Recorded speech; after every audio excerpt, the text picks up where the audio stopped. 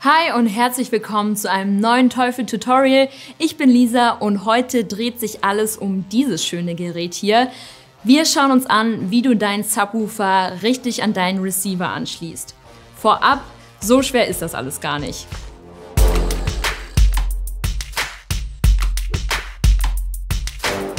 Der Subwoofer ist dafür da, die tiefen Frequenzen abzubilden und ist damit natürlich ein wichtiger Teil deines Soundsystems. Die hohen Frequenzen werden automatisch über die Lautsprecher ausgegeben.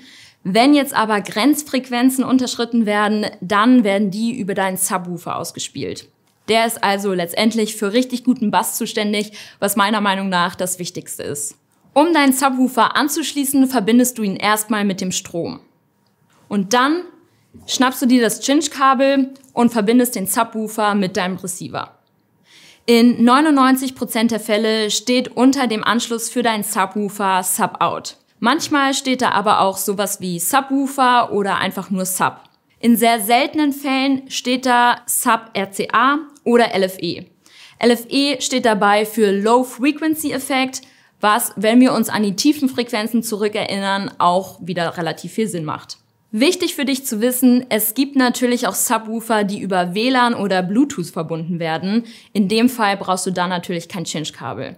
Wenn dein Subwoofer einmal angeschlossen ist, dann stelle auch sicher, dass er wirklich an ist. Stelle die Lautstärke bei ungefähr 40 bis 50% ein. Die allgemeine Lautstärke, die kannst du dann nochmal über den Receiver regeln. So verhinderst du auf jeden Fall, dass der Subwoofer die ganze Zeit auf voller Lautstärke läuft. Wenn du dich für weitere spannende Infos rund um das Thema Audio interessierst, dann schau gerne mal auf unserem Kanal vorbei oder schreib deine Fragen auch gerne in die Kommentare.